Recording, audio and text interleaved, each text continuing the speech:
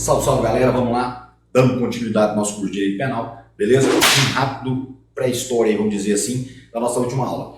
Nós entramos lá naquele tema, teoria do delito, e aí trabalhamos aí principalmente, né, o conceito analítico de crime, que é o que nós estamos estudando agora, né? E falamos daqui, das teorias, teoria bipartida, tripartida, quadripartida, tá joia? E vimos também que a teoria adotada majoritariamente é a tripartida. Então, para ser crime tem que ser um fato típico, ilícito e culpável. Show de bola? Só aquela relembrada com vocês. E aí, na sequência, vimos o quê? Dentro dos três substratos, que é o fato típico, a ilicitude e a culpabilidade, beleza? Nós já vimos o primeiro substrato do crime, que é o fato típico. Tá joia? Lembra que nós estudamos aí os seus elementos, conduta, resultado, nexo de causalidade e tipicidade. Foi na tipicidade que nós paramos, tranquilo? Então, terminamos o primeiro substrato, que é o fato típico. Agora, vamos para o segundo, que é a nossa ilicitude, né? Ele é um fato típico, mais ilícito. Então, estamos agora no segundo substrato. Essa ilicitude também pode ter outros nominhos, que chamam de antijuridicidade. Tranquilo? Então pode ser antijurídico, antijuridicidade, ilícito, ilicitude, todos esses nominhos podem vir para você lá na tua prova, tá joia? E o que significa, o que é essa ilicitude? Qual é o conceito que nós podemos trabalhar na ilicitude? Bem simples, gente, ó. Nada mais que uma contrariedade, tá? Uma contrariedade entre o fato típico praticado por um agente e o nosso ordenamento jurídico. Então veja que quando eu pratico, o que seria essa ilicitude? Eu praticando um fato típico, eu pratico um fato típico e esse fato típico ele é contrário ao nosso ordenamento jurídico. Ele é contrário ao nosso ordenamento jurídico. Professor, me ajuda aí, me dá um exemplo aí, simples. Pensa assim comigo, ó. Eu, William, saquei uma arma de fogo, dei 2 tiros no meio do peito de um inimigo que eu tinha, um desafeto que eu tinha, e ele caiu morto no chão. Tudo bem? Pergunta, pratiquei um fato típico?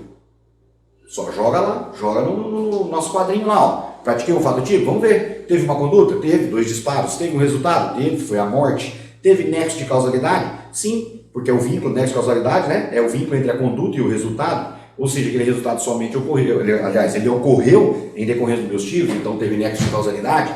Teve tipicidade? Teve. Né? Minha conduta se amoldou ao artigo 121, homicídio, né? Do Código Penal, tipicidade formal, e foi relevante essa minha conduta. De fato, lesou o bem jurídico do exílio. Então, tipicidade material, tá? Tipicidade material. Então, teve conduta, teve resultado, teve nexo de causalidade e teve tipicidade. Então, pratiquei um fato típico, beleza? Aí a segunda pergunta agora. Vimos que esse exemplo que eu dei é um fato típico. Agora, vamos ver se ele também é ilícito. Gente, como é que funciona isso? Em regra, tá? Em regra, todo fato típico praticado, ele vai ser ilícito. Tá? Isso seria uma regra, tá joia? Isso é uma regra. Para isso tem um nome chamado, uma teoria chamada teoria indiciária, tá? Também chamada teoria da ratio essendi. Olha só, teoria da ratio essendi, que também é chamada de teoria indiciária, tá? Também é chamada de teoria indiciária. O que significa essa teoria aqui, ó? Quando ocorre um fato típico, o exemplo que eu dei agora, quando ocorre um fato típico, há indícios que ele também seja ilícito. Então, olha só, quando se pratica um fato típico, não necessariamente ele vai ser ilícito, mas há indícios que ele também seja ilícito. Veja que na narrativa que eu dei, saquei uma arma de 2 tiros no meu inimigo lá, no meu desafeto, e ele caiu morto. Há indícios que esse fato típico também é ilícito. Por isso que é a teoria da ratio essendi. Beleza? Então, por isso teoria indiciária também chamada. Agora, nem sempre a prática de um fato típico também será ilícito. E quando que ele não será ilícito, gente? Quando eu praticar esse fato típico, mas eu estiver acobertado pelas causas de exclusão da ilicitude. Causas de exclusão da ilicitude. Beleza? Que são chamadas excludentes de ilicitude que nós temos, né? São chamadas também de discriminantes, justificantes. Então, se vier na tua provinha lá, discriminante, justificante, causas de exclusão da ilicitude, excludentes de ilicitude, está falando tudo a mesma coisa. Olha só, então veja que quando eu falo que vai excluir a ilicitude, significa que eu estou excluindo a ilicitude. Então, eu pratico um fato típico, vou dar exemplo já. Eu pratico um fato típico, mas esse fato típico não é ilícito. Vamos voltar no exemplo? Eu não saquei a arma de 2 disparos? Mas veja só, quando eu saquei minha arma, que eu fui dar 2 disparos, por que eu fiz isso? Porque o meu desafeto, ó, exemplo 2, porque o meu desafeto estava tirando uma arma da bolsa dele para efetuar o disparo contra mim. Então veja que o que aconteceu aí? Pratiquei o fato típico, 2 disparos, morte, tudo certinho. Mas veja que eu estava agindo o quê? Tinha uma agressão injusta e eu fui e repeli essa agressão injusta. Logo, eu agi em legítima defesa. A legítima defesa, a gente vai estudar daqui a pouco, é uma das causas de exclusão da ilicitude. Então, eu pratico um fato típico, mas ele não é ilícito. Logo, eu não cometo crime. Porque nós já estudamos que para ser crime tem que ser o quê? Um fato típico, ilícito e culpável, conforme a teoria tripartite. Se eu pratico um fato típico, né? Se eu pratico um fato típico, há indícios que ele também seja ilícito. Ok? Mas, na verdade, nem sempre é assim. Porque eu posso praticar um fato típico acobertado por uma das causas que excluem a ilicitude, as excludentes de ilicitude, também chamada de discriminantes, ó, não tem crime, justificantes, tá joia? Então vamos lá. E o que a gente estuda agora aqui? Agora a gente vai trabalhar exatamente as causas, né, das excludentes de ilicitude aí que nós temos aqui, tá joia? O primeiro é estado de necessidade. Gente, eu costumo dizer o seguinte, uma prova mais tranquila aí, carreira policial, TJ, a próprio DPEM, DPEM é carreira policial agora também, né? Vieram policiais, o próprio DPEM, TJ, Defensoria, todos esses concursos, quando vem cair essas excludentes aqui, é bem tranquilo. Nós temos 4 excludentes gerais aqui, tá, da ilicitude, que é o estado de necessidade, legítima defesa, estrito cumprimento do dever legal e o exercício regular de um direito, tá joia? Nós temos esses 4. Então, assim, é fácil de você visualizar na prova, porque cada uma das excludentes, né, principalmente as duas primeiras, que é o estado de necessidade e a legítima defesa, tem palavras-chave, palavras fortes, que quando o examinador quer esse instituto como gabarito, essa palavra vai estar escrita lá, né? Provavelmente ela vai estar escrita lá. Então, fica bem simples de você visualizar. Então vamos trabalhar aqui, ó. O que é o estado de necessidade? Ó, considera-se quem está em estado de necessidade, está no artigo 24, isso aí do Código Penal. Quem pratica um fato típico, olha lá, pratiquei um fato típico, né? Sacrificando um bem jurídico para salvar, e aqui ó, a palavrinha mágica do estado de necessidade, ó, de um perigo atual. Então, para ser estado de necessidade, para mim estar acobertado pelo estado de necessidade, tem que ser o quê? Um perigo atual, tá? Tem que existir esse perigo atual. Tranquilo? Então, para salvar de perigo atual, direito próprio ou de terceiros, por sacrifício das circunstâncias, não era razoável exigir-se. Então, resumindo, o que seria o estado de necessidade? De uma forma bem simples para você visualizar. Eu tenho 2 bens jurídicos, beleza? E eu sacrifico um bem diante, então, melhor dizendo, estou diante de um perigo atual, né? 2 bens jurídicos diante de um perigo atual, e eu sacrifico um bem jurídico para salvaguardar outro bem jurídico, né? Tem aquele exemplozinho lá do livro da faculdade, né? Que é bem fácil de entender. 2 pessoas estavam em uma embarcação, num barco, em alto mar. O barco, por algum motivo alheio, afundou, beleza? Nesse barco só tinha uma boia, essa única boia só resistia uma única pessoa. O A e o B que estavam no barco, o que o A fez? O A foi lá, afogou o B para ficar com a única boia. 2 bens jurídicos, vida, estavam diante de um perigo atual, estavam em alto mar, uma única boia, ele sacrificou um bem jurídico para salvaguardar o outro bem jurídico que era dele. Beleza? Basicamente, a ideia geral é essa, tá? A ideia geral é essa, que ele vai, se você tem que entender. É óbvio, não é tão simples assim. Existem requisitos que você deve obedecer para que você esteja em estado de necessidade. Mas nesse primeiro momento, vamos estudar eles agora. Nesse primeiro momento, eu quero que você entenda isso. Estado de necessidade, diante de um perigo atual, sacrifica um bem jurídico para salvaguardar outro bem jurídico, obedecidos os demais requisitos. Fechou? Então, vamos embora, vamos tocar no barco, vamos trabalhar esse restante aqui e nós vamos falar dele agora aqui para vocês. Olha lá. E aqui vem os requisitos. Esses requisitos, na verdade, gente, a gente conseguiu desmanchar o artigo 24 para você, meio que traduzindo ele para você na forma dos requisitos. Então, o primeiro requisito que nós temos para estar em estado de necessidade tem que ter o perigo atual. Lembrando, antes de nós comentarmos cada um desses requisitos, lembrando que eles são cumulativos, tudo bem? Então, esses requisitos aqui, ó, todos eles são cumulativos. Esses requisitos são cumulativos. Então, beleza? Tem que ter todos. Então, faltou um, não está em estado de necessidade. Logo, o seu fato típico também será ilícito. Então, primeiro ali, ó, perigo atual. Esse aqui é o basicão que eu falei para vocês agora há pouco. Então, está sempre diante de um perigo atual. Está diante de um perigo atual, ponto final. Já estamos trabalhando aí que nós estamos no estado de necessidade. Então, o primeiro requisito, perigo atual. Olha só, essa observação é legal, tá? Essa observação é legal. O perigo pode ser causado por comportamento humano, animal ou fato da natureza, beleza? Aqui independe. E cuidado com essa observação aqui, que a hora que nós formos estudar na próxima excludente de ilicitude, que vai ser a legítima defesa, cuidado que lá é diferente, lá é só pessoa, tá? Lá é só comportamento humano, tá? Não tem animal, você não vai matar um cachorro bravio, veio te atacar, você matou o cachorro, legítima defesa, não, tá? Então cuidado, estado de necessidade não tem isso não, estado de necessidade pode ser por comportamento humano, animal ou fato da natureza, tá joia? Ah, sei lá, tá vindo um tsunami ali e eu saio correndo, tem só um lugar, um abrigo, né? Sei lá, tô inventando aqui. Aí só tem um local que é seguro de abrigo e a pessoa tá entrando nela, eu vou lá, mato a pessoa, jogo fora, pulo dentro, para me salvar, beleza? Um fato da natureza vindo aí, tá joia? Então bastante cuidado. Estado de necessidade pode ser dessas formas aqui. Esse perigo aqui tem que ser real, tá? O perigo atual tem que ser um perigo real, não pode ser um perigo imaginário, tranquilo? Não pode ser um perigo imaginário para que você esteja cobertado pela excludente de licitude do estado de necessidade, tá joia?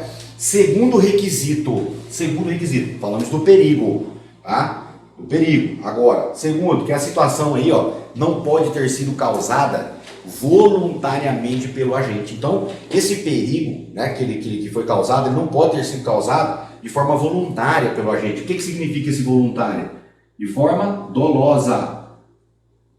Ah, não, fala o seguinte, ó, eu fui lá e falei, vou afundar o barco aqui só para nós ver a merda que dá. E aí faço determinada ação, afundo o barco, a hora que eu afundei o barco, aí eu vou lá e mato o cara para ficar com a única boia. Não, peraí, esse perigo eu causei de forma dolosa, voluntária, beleza? Culposa não, culposa tranquilo, está no estado de necessidade, agora somente se for dolosa, por isso que ele fala voluntariamente. Então, primeiro requisito, tem que ter um perigo atual, primeiro requisito do estado de necessidade, né? Tem que ter um perigo atual. O agente não pode ter causado voluntariamente esse perigo, beleza? Posso salvar direito próprio ou alheio. Ou seja, eu posso sacrificar um bem para salvar o direito de um terceiro, sem problema nenhum também. Não só o meu. Posso o meu, ou posso também, para estar em estado de necessidade, salvando aí, né, um bem de terceiro, sem problema nenhum. Quarto, esse é legal, tá? Esse quarto requisito, bastante atenção dele na hora da prova. Deve haver o quê? A inexistência do dever legal, tá? De enfrentar o perigo. Ou seja, se a tua atividade que você exerce, tá joia? Atividade que você exerce, já vou dar um exemplo. A atividade que você exerce por lei, né? A determinação por lei, ela tem sempre o perigo, você não vai poder invocar aí o estado de necessidade, beleza? Porque veja que o requisito é inexistência do dever legal de enfrentar o perigo. Imagine o seguinte, ó, o exemplo que eu trouxe aqui foi do bombeiro, foi isso mesmo. Olha lá, não pode alegar estado de necessidade quem tinha o dever legal de enfrentar o perigo. Exemplo, o bombeiro, né? O bombeiro entra na água para salvar uma pessoa no mar, sei lá, na piscina, onde é que seja, e ele vai salvar essa pessoa, guarda-vidas, né? O bombeiro guarda-vidas, ele vai salvar essa pessoa e chega lá, deu merda e fala assim, não, eu vou matar ela aqui para me salvar. Vou estar em estado de necessidade. Negativo. Por quê? Porque o bombeiro tinha o dever legal de enfrentar aquele perigo. Tá joia? Então, bastante cuidado com esse detalhe. Não pode existir esse dever legal de enfrentar o perigo. Tá joia? E por último, inevitabilidade do comportamento lesivo. Ou seja, não tinha outra forma, eu tinha que sacrificar o bem. De qualquer forma, eu tinha que ter sacrificado aquele bem. Não, era inevitável, não tinha como fazer diferente. Tá joia? Então, bastante atenção. São 5 requisitos que eu tenho para que eu possa estar agindo em estado de necessidade. Tem que existir um perigo atual, beleza? Lembrando que esse perigo pode ser causado por comportamento humano, animal ou fato da natureza, beleza? Tem que ser um perigo real, não pode ser imaginário. A situação de perigo aí, ó, não pode ter sido causada voluntariamente pelo agente. Posso salvar direito próprio ou alheio. E não pode existir o dever legal de enfrentar o perigo. E esse comportamento era inevitável, não tinha como eu agir de outra forma. Esses são nossos 5 requisitos, lembrando, eles são cumulativos. Faltou um dos requisitos aqui, ó, você não está em estado de necessidade, tá bom? Então, seguindo aqui, ainda a nossa vibe aqui no nosso estado de necessidade. Olha só, nós aqui pelo Código Penal adotou o que a gente chama no estado de necessidade, uma teoria chamada teoria unitária. Essa foi adotada pelo Código Penal por nós. E aqui você tem que ter um cuidado especial. Nosso estado de necessidade, ele é um estado de necessidade justificante. Tá? Por que ele é justificante? Porque ele exclui a ilicitude. Ele é justificante porque ele exclui a ilicitude. E o que é que essa teoria unitária que traz para nós, né, o nosso Código Penal adota como um estado de necessidade justificante? Bem tranquilo, ó. O bem protegido, ó, ele tem que valer mais ou pelo menos valer igual ao outro. Então o bem protegido sempre vale mais, ou pelo menos igual. O bem sacrificado aqui sempre vai valer menos ou vai valer igual. O exemplo que eu sempre brinco em sala de aula é o seguinte: você está lá na sua casa, tranquilo, né? Daqui a pouco você escuta um barulho na sua garagem. Você escuta um barulho na sua garagem. Aí quando você escuta o barulho, você olha na janela, o cara tentando furtar a sua Lamborghini lá, né? De 2,5 milhões de reais. Aí você, pera aí. Vai no seu quarto, pega seu rifle, monta o bipézão ali, com a luneta, vai só, pum, só vê a perninha virando. Ou seja, tinha um perigo atual ali que estava acontecendo, né? De subtrair o teu carro, beleza?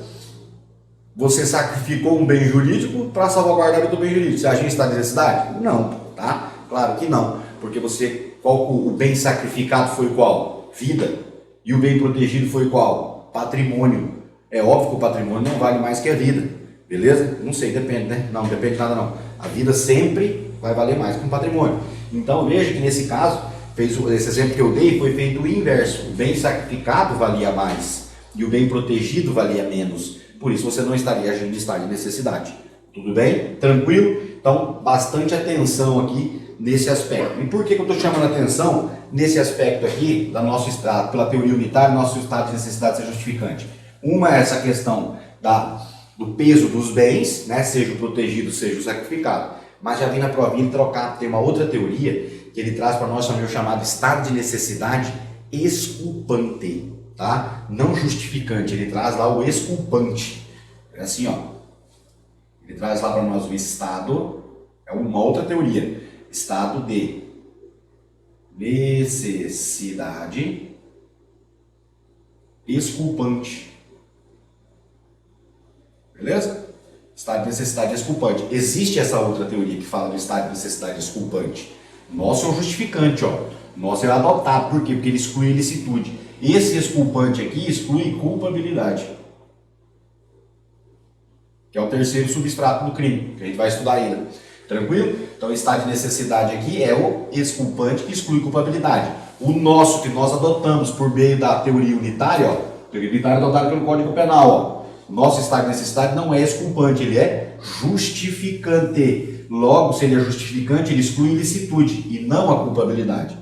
Tá joia? A teoria aqui do exculpante existe, mas não foi adotada por nós, tá? Ela não foi adotada por nós. O que foi adotado por nós é a justificante. Então, cuidado que lá na prova eu já vi ele trocar. Falar o que é adotado aqui no Código Penal é a exculpante. Não é a exculpante, nós já vimos que é adotada por nós é a justificante, que exclui a ilicitude. Fechou? Tranquilo? E por fim aqui, ó, o requisito subjetivo, tá? O que é o requisito subjetivo? O agente tem que ter conhecimento que ele está agindo em estado de necessidade. Tudo bem? Ele tem que ter conhecimento disso. Então, nós vimos os requisitos objetivos, perigo atual, né? Nós estudamos lá agora há pouco. E aí também tem um requisito subjetivo. Tem que ter conhecimento daquela situação de perigo, de que eu estou agindo em estado de necessidade. Fechou? Tranquilo? Basicamente, aí para a tua provinha, dá para você matar aí com esse conhecimento que nós passamos para você agora, tá? Do estado de necessidade. Do estado de necessidade. Vamos tocar o barco. Segunda excludente de ilicitude. Legítima defesa. Já de antemão, já vou dizer logo para vocês. Nas provas, nós temos 4, né? 4 excludentes gerais aqui, que está previsto no artigo 23, né, da sequência, depois começa explicando o 24, 25 e assim do Código Penal. Das 4, as que mais caem, sem dúvida nenhuma, esmagadoramente na prova. O estado de necessidade, que nós acabamos de ver, e a legítima defesa, que nós vamos estudar agora. Beleza? Não que as outras não possam cair. Cai também. Mas esses são os que mais caem. Então, vamos lá. Legítima defesa. Tá? O que é a legítima defesa? Primeira coisa, previsão legal, né? Previsão no artigo 25, trouxe ele para vocês aqui, ó. Vamos verificar o que é a legítima defesa? Também tem palavrinha mágica, né? Estado de necessidade é o perigo atual. Aqui na legítima defesa também tem a palavrinha mágica. Olha só, entende-se em legítima defesa quem? Olha só, entende-se em legítima defesa quem? Agora vai dizer quem que vai estar em legítima defesa aqui, ó. Usando moderadamente os meios necessários Guardem isso aqui. Vou ler a Bíblia. Repele uma injusta agressão. Repele uma injusta agressão. Esta injusta agressão pode ser atual ou iminente, a direito seu ou de terceiro, de outrem. O que acontece? Veja que, para a existência da legítima defesa, o que vai, sempre vai... Ele pode inventar historinha, ele pode fazer casinho, além do tício, do mero, do caralho que ele quiser. Mas a historinha sempre vai ter o que, se for legítima defesa? Sempre tem que ter isso aqui, ó. Uma injusta agressão. Tá joia? Uma injusta agressão. Tá joia? E você vai fazer o quê? Qual que você vai fazer com essa injusta agressão? Você vai repelir, você repele essa injusta agressão. Tá joia? Agora, cuidado. Veja que na legítima defesa, essa injusta agressão ela pode ser atual ou pode ser iminente. Atual, ela está acontecendo. Iminente, está prestes a acontecer. Tá joia? Diferente lá do nosso estado de necessidade, que lá o perigo era só um perigo atual. Deixa eu já fazer um parênteses para você sobre isso. Nós temos doutrinadores que já defendem que o estado de necessidade, aí tem corrente que defende que o estado de necessidade e o perigo não é só atual, também é iminente, mas não é o que prevalece. Tá joia? Não é o que prevalece. Está lá é somente o perigo atual, só perigo atual. Tá joia? Aqui, a nossa injusta agressão, sim, pode ser atual ou pode ser iminente. Tá joia? Então, bastante cuidado com esses detalhes. E aí, beleza? Entendeu? Tranquilinho? Olha lá, ó. Injusta agressão. Vou repelir essa injusta agressão, que ela vai ser atual ou iminente. Agora, posso repelir de qualquer forma? Não. Eu vou ter que usar moderadamente os meios necessários. A gente vai falar disso já já. Olha o parágrafo único agora aqui, ó. Vem comigo. Olha só. Incluído pela Lei 13.964, alteração do pacote anticrime. Acrescentou agora, a joia, esse parágrafo único na legítima defesa. Bem simplesinho que ele acrescentou aqui, mas é novidade. Então, se é novidade, se liga, tá? Se liga. Vamos lá, ó. Observados os requisitos previstos no caput, olha os requisitos aqui, beleza?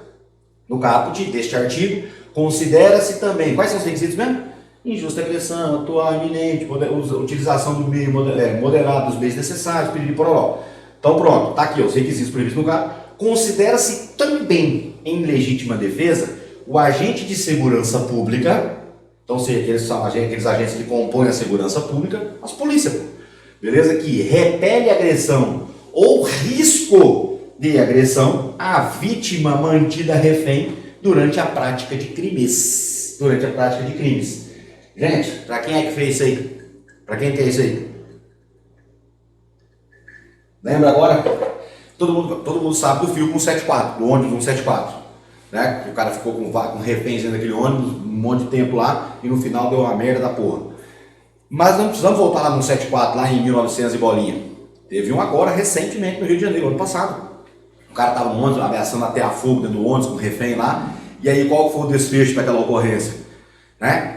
O atirador de comprometimento, atirador sniper, né? Lá de cima, ele estava assim no caminhão do bombeiro, deitadinho. Na hora que deu a oportunidade, ele, pum! E aí, estabilizou aquele alvo. É assim que a gente fala, não pode falar matou, não. Fica feio. Estabilizou o alvo. Tranquilo? Então, o que aconteceu lá? Veja aqui, aquele cara lá, ó, que estava com as vítimas, né? De refém dentro daquele ônibus.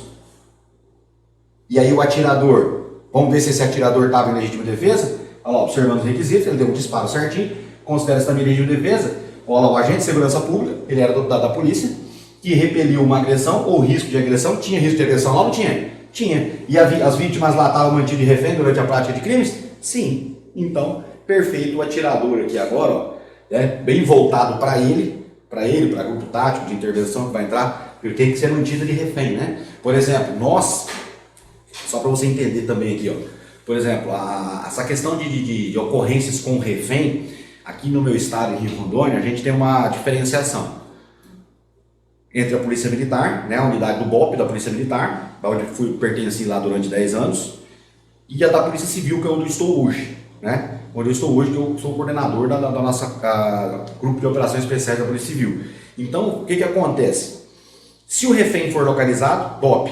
Se o refém for não localizado, aquele de cativeiro, né, aí Polícia Civil, porque vai demandar uma outra logística para tentar descobrir onde estão os caras. E aí a Polícia Civil que faz essa parte aí, né, dessa logística. Então, há essa diferença. Então, tudo isso aí, ó, sempre vai ter a ocorrência com vítima, com refém, vítima-refém, entrou, se utilizou ali, né, os requisitos, vai estar 100% junto aí, pau na muleira, tá bom? Então, novidade aí para nós, dessa questão aí, quando tiver a vítima aí mantida de refém durante a prática de crime. Vamos dando sequência no nosso estudo,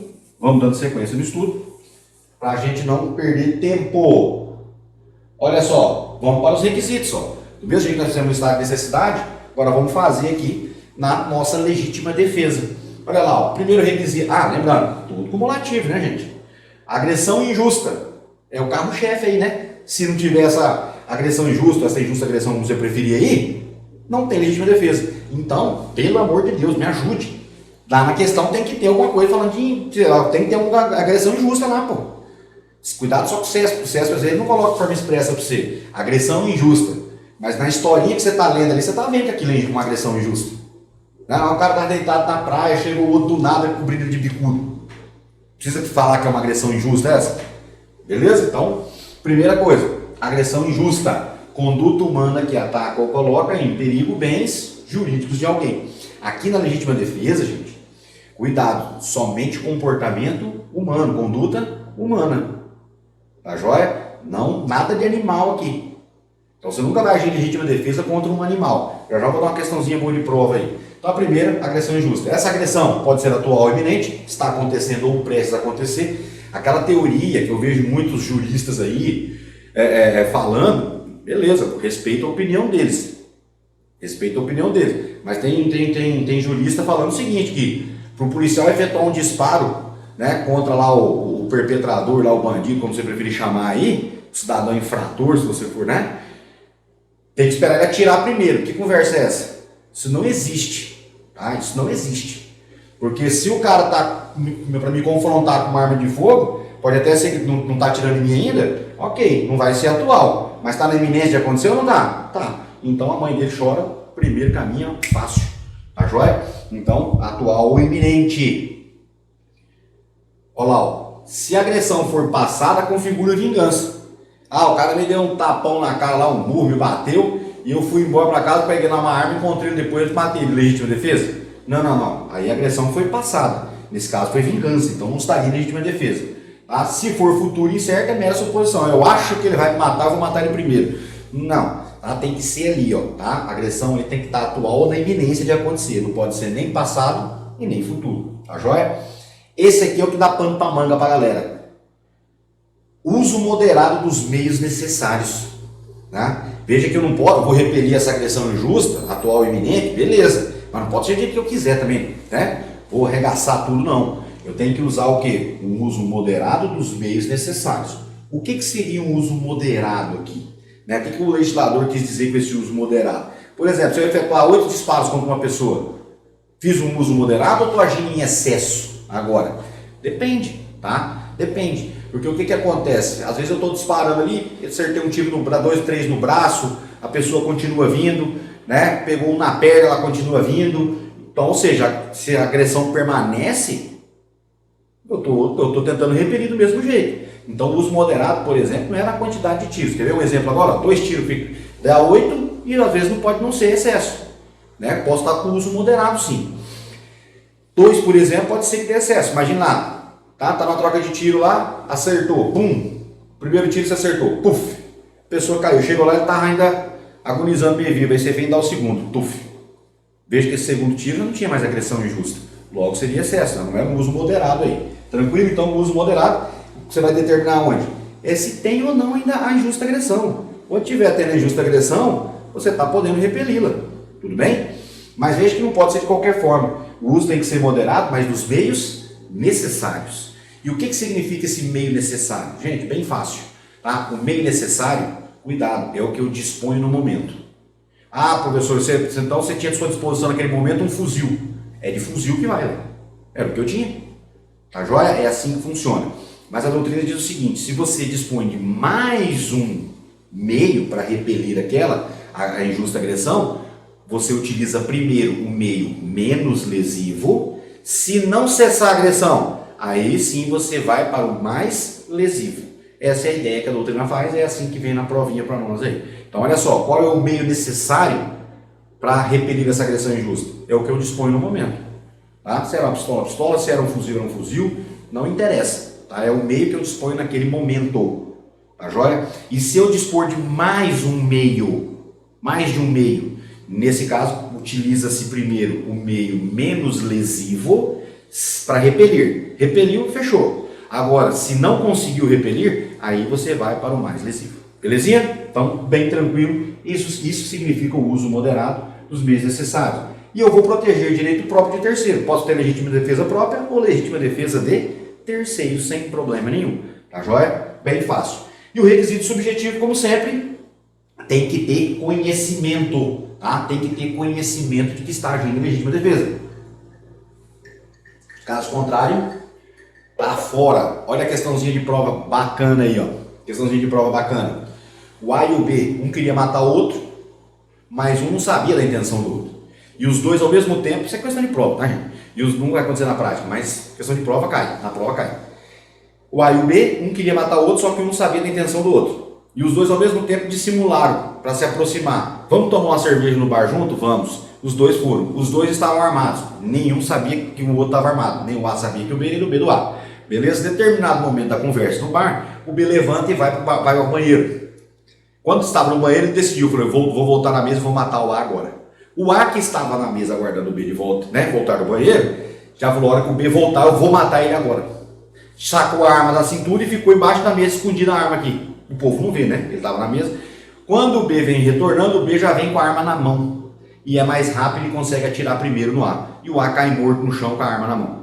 Nesse caso, a pergunta foi lá, o B agiria em legítima defesa? Não, tá? Pode ver que os requisitos objetivos, até teoricamente tinha agressão injusta, tinha uma agressão atual iminente ali, porque o cara estava armado de fato, uso moderado, ele deu um disparo, deu o meio necessário, protegeu o direito próprio, mas olha o requisito subjetivo, ele sabia que estava agindo em legítima defesa? Não. A ausência do requisito subjetivo aqui tira aí, né, a excludente de licitude na conduta dele. Tudo bem?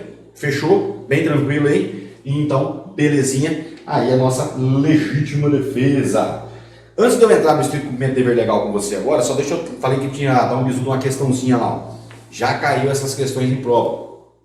Sobre o animal, né? Porque o animal, você vai, né? Se você vai matar um animal ali que está te atacando, por exemplo, você vai estar em estado de necessidade, jamais em legítima defesa. Né? Vamos imaginar assim, ó, na provinha lá, ó. Você estava passando na rua, aí daqui a pouco veio um pitbull do nada. Veio pra ti. Por que pitbull, né, velho? Todo mundo gosta dos cachorros, porque ele morde bem, né? Não, mas tem cachorro que morde mais que ele. Mas enfim, veio um cachorro bravio lá.